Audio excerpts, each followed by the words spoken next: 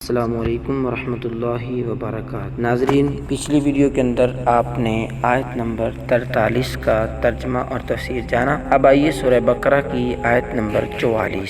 اعوذ باللہ من الشیطان الرجیم، بسم اللہ الرحمن الرحیم۔ أتأمرون الناس بالبر وتنسون أنفسكم وأنتم تتلون الكتاب أفلا تعقلون۔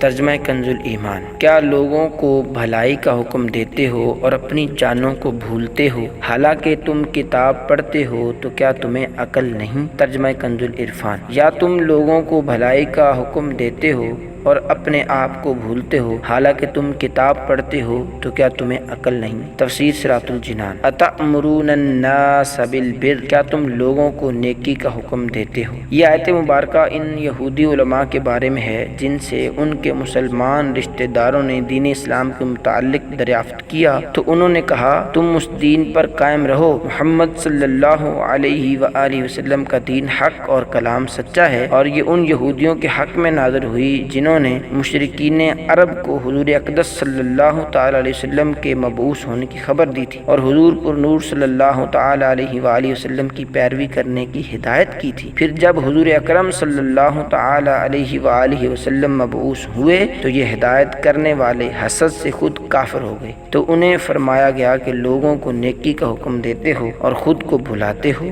یاد رہے کہ اس آیت کا شان نزول خاص ہونے کے باوجود حکم عام ہے اور ہر نیکی کا حکم دینے والے کے لیے اس میں تعزیانہ عبرت ہے۔ قول و فعل کے تضاد کا نقصان۔ یہاں ایک بات ذہن نشین رکھیں کہ معمولی فساد اس وقت بڑے فتنے اور تباہی کی شکل اختیار کر لیتا ہے جب اس کا ارتکاب کرنے والے خود وہ لوگ ہوں جو دوسروں کو تو بھلائی کا حکم دیتے ہوں، لیکن جب ان کے عمل سے پردہ اٹھے تو معلوم ہو کہ گناہوں کے سب سے بڑے مریض یہی ہیں۔ انہیں یاد رکھنا چاہیے کہ قول و فعل کا تضاد اور خلوت و جلوت کا فرق دنیا و آخرت دونوں لیے بہت نقصان دہ ہے۔ دنیا میں تو یہ اس قدر نقصان دہ ہوتا ہے کہ ایک مرتبہ کسی کے متعلق یہ تضاد ثابت ہو جائے تو لوگ زندگی بھر اسے منہ لگانا پسند نہیں کرتے، بلکہ ایسوں کے عمل کو دیکھ کر نہ جانے کتنے لوگ ہمیشہ کے لیے دین ہی سے متنفر ہو جاتے ہیں، اور آخرت میں اس کا نقصان کتنا زیادہ ہے اس کا اندازہ اس روایت اور حکایت سے خود ہی لگا لیجیے۔ چنانچہ حضرت عدی بن حاتم رضی اللہ تعالیٰ عنہ سے روایت ہے، حضور اقدس صلی اللہ تعالی علیہ وسلم نے ارشاد فرمایا، قیامت کے دن کچھ لوگوں کو جنت کی طرف لے جانے کا حکم ہوگا، یہاں تک کہ جب وہ جنت کے قریب پہنچ کر اس کی خوشبو سونگیں گے، اس کے محلات اور اس میں اہل جنت کے لیے اللہ تعالیٰ کی تیار کردہ نعمتیں دیکھیں گے تو ندا دی جائے گی انہیں جنت سے لوٹا دو کیونکہ ان کا جنت میں کوئی حصہ نہیں۔ یہ ندا سن کر وہ ایسی حسرت کے ساتھ لوٹیں گے کہ اس جیسی حسرت کے ساتھ ان سے پہلے لوگ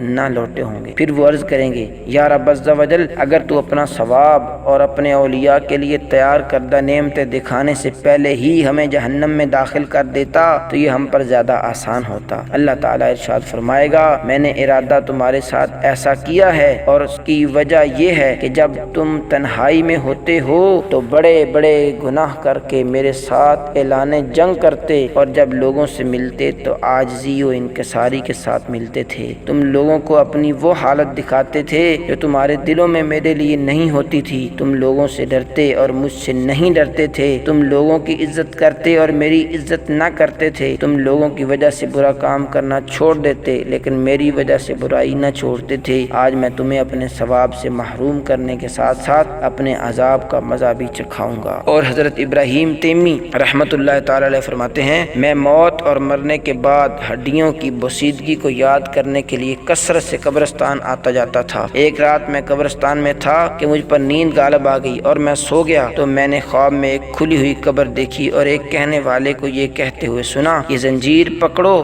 اور اس کے منہ میں داخل کر کے اس کی شرمگاہ سے نکالو۔ تو وہ مردہ کہنے لگا، یا رب عز و جل، کیا میں نے قرآن نہیں پڑھا؟ کیا میں نے تیرے حرمت والے گھر کا حج نہیں کیا؟ پھر وہ اسی طرح ایک کے بعد دوسری نیکی گنوانے لگا تو میں نے سنا، تو لوگوں کے سامنے یہ اعمال کیا کرتا تھا، لیکن جب تو تنہائی میں ہوتا تو نافرمانیوں کے ذریعے مجھ سے مقابلہ کرتا اور تم نے میرا کچھ خیال نہ کیا۔